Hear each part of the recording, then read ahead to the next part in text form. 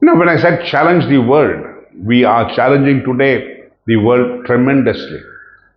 I was leading a newspaper, a very leading newspaper which gives economic information. And I was so surprised that this type of information is not coming out into the world. I was so surprised. I was, taken aback. There are countries, I would say, sorry, not countries, there are companies in India which have tied up with a lot of defense companies in the world and also the DRDO in India and developing new techniques of arms. And I understand there are small companies working out of Faridabad, Panipat, they are working out of Haryana, they are in Haryana, Panipat and Sonepat, and so many other places in Tirunelveli, in Tamil Nadu, in Solapur in Maharashtra. There are so many industries which are niche industries. They are not shouting at the top of the voice, they are doing this, we are doing that. No.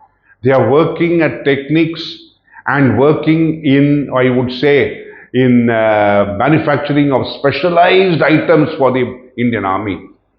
And not only that, they are supplying it to the world.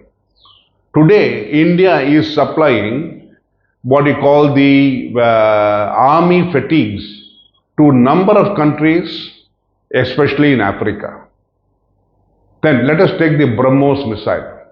The BrahMos missile is a collaboration between Russia and India to manufacture a missile.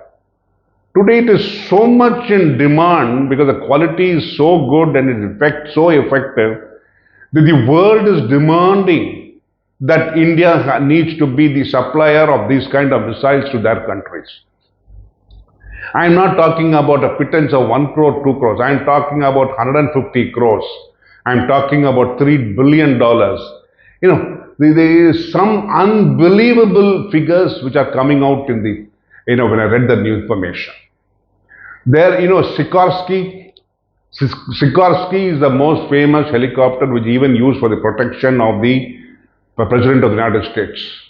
For that, Tata is manufacturing certain items for it. Their cabin items are manufactured in India. Their avionics, certain part of the avionics are manufactured in India. Did we know about it? Did we know that India had such a technology? Did any of us in the world knew about it, or even Indians know about it? We are still picking ourselves on caste, on religion, on this, on that, on conversions. That is what I said. There is an ecosystem which is working, which does not want the world to know that India has got such capabilities. There are now people who are, investing with private industries. There are old companies, staid old companies, which are now setting up independent companies, which are now manufacturing and entering into the foraying into the area of manufacturing of arms and ammunition. There is a small company which I read about yesterday, which compacts ammunition, which gives a more powerful, definition to arms.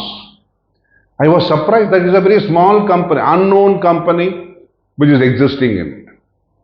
There's a lot of startups funded by a majority of IITs, which are now developing technical expertise for drones. The drone technology is now, it's a world technology which is growing faster and faster. Unmanned drones are now the thing in the world. Turkey, when it found that some of the other leading Western nations were not providing it with the top-end technology for its drones, went independent by 2016, and today they are producing drones which even the West is looking at to purchase. They say that they have gone beyond matching what is available for the West, but they have gone beyond it.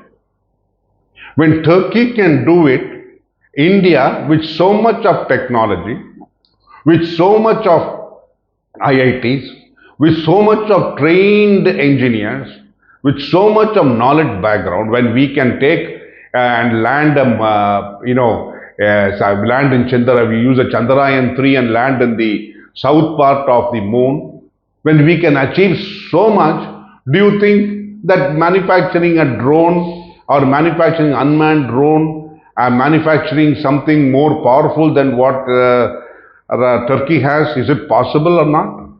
It is possible. It is only thing that we are, well, there's always a syndrome which we used to call the Indian crab syndrome. The Indian crab syndrome was like this. You put a number of crabs in a bag and even leave it open. None of the Indian crabs will climb out, because by the time one climbs out, another one pull it down. Another climbs out, two of them will be pulling it down. That is what Indian crabs are. So the same mentality we are still continuing with.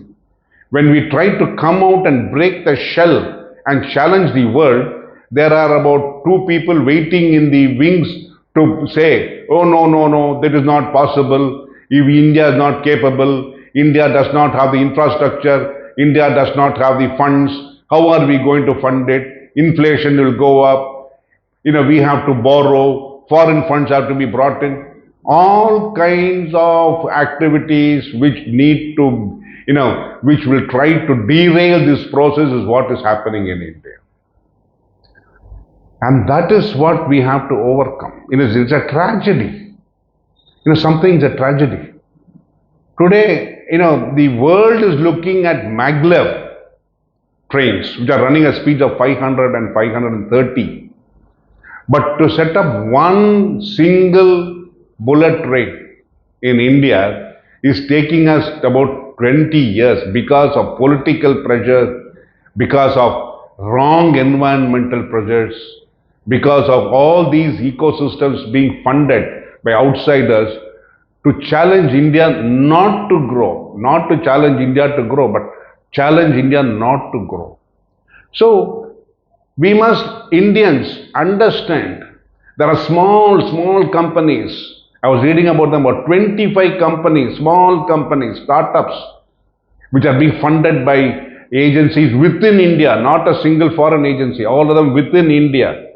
And they are producing items which are going to, which are going to hit the world hard, and they will not, when it hits it, they will not be able to stand, and they will not be able to understand that these things have been working in India.